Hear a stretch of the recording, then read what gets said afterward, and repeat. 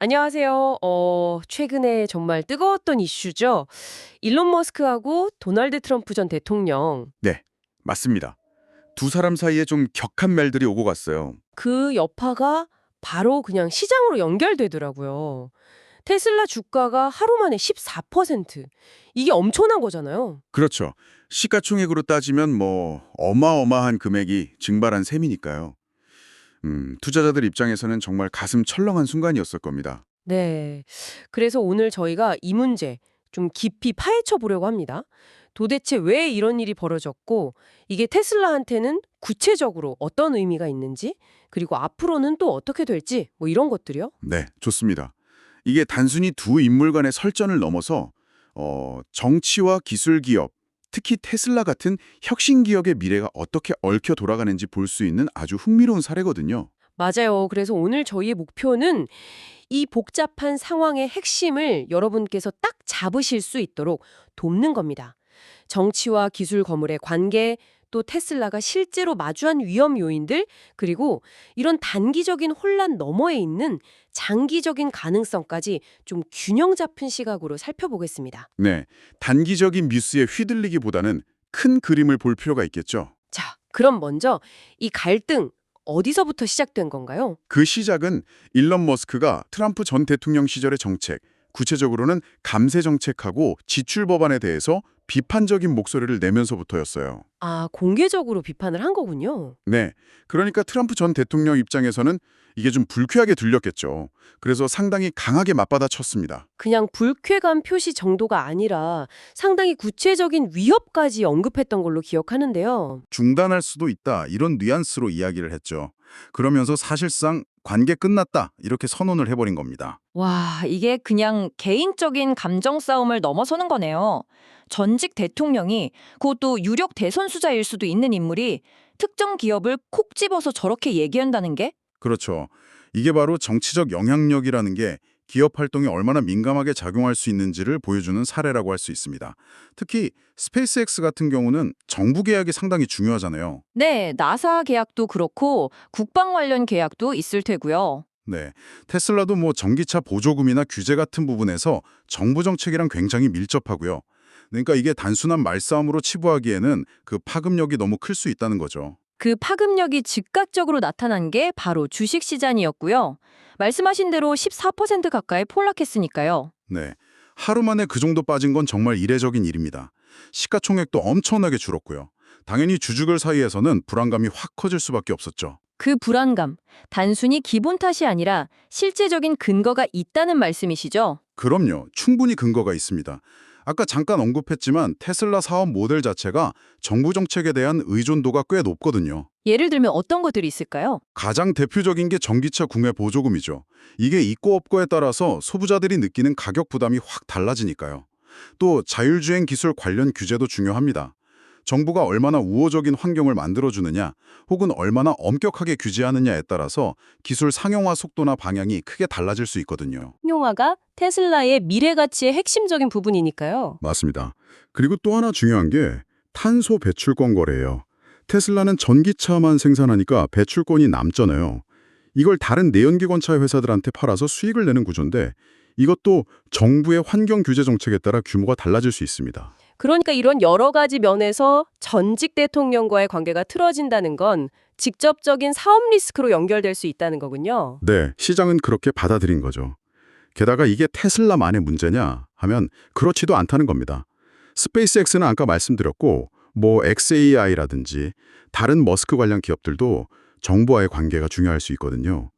이런 잠재적인 위험까지 고려하면 투자자들 입장에서는 불안할 수밖에 없는 상황이었죠.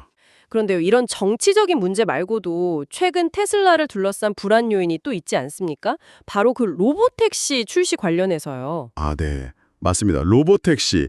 이게 뭐랄까, 테슬라의 미래 비전을 상징하는 굉장히 중요한 프로젝트인데 이게 또 다른 불안감을 증폭시키는 요인이 되고 있어요. 공식적으로 날짜가 확정된 건 아니지만 6월 12일이라는 소문이 있더라고요. 근데 문제는 이 로보택시를 구현할 핵심 기술, 그러니까 완전 자율주행 FSD 기술의 완성도에 대해서 아직도 좀 회의적인 시각이 많다는 거죠. 네, 바로 그 점입니다. 머스크는 계속해서 FSD가 거의 완성 단계에 와 있다고 말하고 있지만 실제 도로 위에서 나타나는 모습이나 여러 사고 사례들을 보면 아직 갈 길이 좀 멀어 보인다는 평가가 많거든요. 기술적인 기대치하고 현실 사이의 간극이 여전히 크다는 거죠.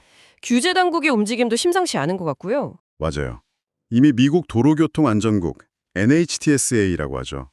여기서 로보택시의 안전 운행 능력이라든지 만약 사고가 났을 때 어떻게 보고하고 대처할 건지 등에 대해서 테슬라 측에 구체적인 자료와 답변을 요구한 상태입니다. 아, 안전성 문제를 직접적으로 짚고 나선 거네요. 그렇죠. 만약 테슬라가 이 기대치, 특히 규제 당국이 요구하는 안전 기준을 충족시키지 못한다면 어떻게 될까요? 로보택시 출시가 지연되거나 최악의 경우 무산될 수도 있겠죠.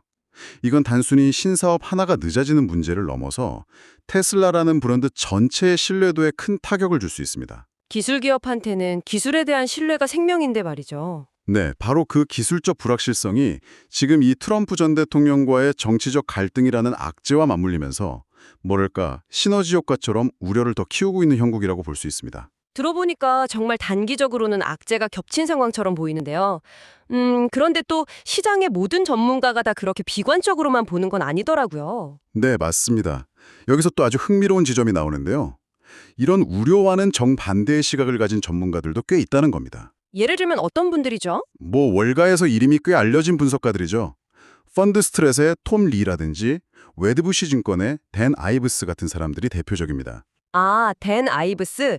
테슬라에 대해서 굉장히 긍정적인 전망을 내놓기로 유명한 분 아닌가요? 네, 그렇죠. 이분들은 지금 벌어지고 있는 이런 정치적 논란이나 그로 인한 주가 하락 같은 것들이 테슬라가 가진 어떤 근본적인 경쟁력이나 시장에서의 리더십 자체를 훼손하지는 못한다고 분석합니다. 그러니까 핵심 가치는 변하지 않았다. 네, 주가 하락은 그냥 일시적인 현상, 얕은 조정, 샬로우 커렉션 수준에 불과하다는 거예요. 테슬라가 가진 진짜 힘, 예를 들어서 자율주행 기술에서의 잠재력이라든지 AI 분야에서의 기술력, 그리고 전기차 시장 자체를 거의 만들다시피 한 그 선도적인 위치 같은 핵심적인 가치는 전혀 변한 게 없다는 거죠. 상당히 다른 관점이네요. 단기적인 소음보다는 장기적인 펀더멘탈에 집중해야 한다. 이런 이야기군요. 맞습니다. 특히 데나이브스 같은 경우는 여기서 한 발 더 나아가서 더 흥미로운 예측을 내놓기도 했어요. 어떤 예측인가요? 트럼프 전 대통령이 일론 머스크라는 개인에 대해서는 뭐 감정이 안 좋을 수 있겠지만 그와는 별개로 자율주행이라는 산업 자체는 계속 육성하려고 할 거라는 예측입니다. 아, 개인적인 관계랑 산업 정책은 분리해서 볼 거다. 네, 오히려 자율주행 기술 발전을 위해서 연방정부 차원에서 규제를 완화하는 방향으로 계속 나아갈 가능성이 높다고 본 거죠. 그러니까 정치적인 갈등이 있더라도 그게 반드시 산업정책의 후퇴로 이어지지는 않을 수 있다는 분석입니다. 이건 상당히 좀 생각해 볼 만한 관점이죠. 정말 그렇네요. 그게 실제로 그렇게 될지는 지켜봐야겠지만 충분히 가능한 시나리오 같기도 하고요. 네, 결국 정치인의 입장에서는 개인적인 감정보다는 국가적인 산업 경쟁력이나 경제 성장 같은 더 큰 그림을 고려할 수밖에 없을 테니까요. 그렇군요. 그럼 정리를 해보면 한쪽에서는 정치적 리스크와 기술적 불확실성 때문에 단기적으로 상당히 위험하다는 시각이 있고 다른 한쪽에서는 그런 것들은 일시적인 노이즈일 뿐이고 장기적인 성장 동력은 여전히 강력하다. 이렇게 보는 거네요. 네, 정확합니다. 결국 투자자들이나 시장 참여자들이 이 단기적인 변동성과 장기적인 기업의 본질적인 가치 사이에서 어떤 쪽에 더 무게를 둘 것이냐, 이 싸움이라고 볼 수 있겠죠. 참 어려운 문제인 것 같습니다. 이 모든 상황이 결국 우리에게 시사하는 바는 뭐라고 정리할 수 있을까요? 많은 전문가들이 공통적으로 하는 이야기는 역시 단기적인 소음에 너무 흔들리지 말라는 겁니다. 주가라는 게 매일매일 뉴스에 따라 오르락내리락 하지만 결국 긴 호흡으로 보면 기업이 가진 본질적인 경쟁력, 기술력, 그리고 미래 비전을 따라가게 마련이라는 거죠. 내재 가치를 믿어라. 그렇죠? 현재의 이런 변동성에도 불구하고 테슬라가 여전히 전기차 시장의 혁신을 이끌고 있고 자율주행이나 AI 같은 미래 기술 분야에서도 중요한 플레이어라는 사실은 변하지 않았다는 믿음이 이 낙관론의 바탕에 깔려 있는 겁니다. 더 큰 그림에서 봐야 한다는 거죠. 네. 오늘 저희는 일론 머스크와 트럼프 전 대통령 간의 갈등이 촉발한 테슬라 주가 급락 사태를 중심으로 그 배경과 단기적인 위험 요인들, 그리고 또 이를 넘어서는 전문가들의 낙관적인 장기 전망까지 다각도로 살펴봤습니다. 정말 정치와 기술 거물의 관계가 기업의 운명에 얼마나 복잡하고 또 때로는 예측 불가능하게 작용하는지 다시 한번 느낄 수 있었네요. 네, 정말 한편의 드라마 같죠? 이 이야기는 근데 단순히 테슬라라는 한 기업의 주가 등락 문제만은 아닌 것 같습니다. 정치적인 환경 변화, 특히 이런 유력 정치인의 발언 하나하나가 혁신 기술 산업 전반에 그리고 결국에는 우리 모두의 투자 결정에까지 얼마나 큰 영향을 미칠 수 있는지 생각해보게 만드는 계기가 되는 것 같아요. 여러분께서는 이 상황을 어떻게 보고 계신가요? 그리고 또 한 가지 생각해 볼 만한 지점이 있는데요. 아무리 뛰어난 기술력을 가진 기업이라고 해도 결국 정부 정책이나 규제 환경 같은 외부 변수로부터 완전히 자유로울 수는 없다는 점입니다. 테슬라가 대표적인 예죠. 네, 그렇죠. 그렇다면 이 정치적 불확실성이라는 리스크를 기업의 가치를 평가할 때 과연 어느 정도나 반영해야 할까요? 기술적인 우위만으로는 설명되지 않는 이 부분을 어떻게 합리적으로 평가하고 또 투자 결정에 녹여낼 것인가? 이 균형점을 찾아가는 고민, 한번 진지하게 해보시는 것도 좋지 않을까 싶습니다. 네, 아주 중요한 질문을 던져주셨네요. 오늘 말씀 감사합니다. 네, 감사합니다.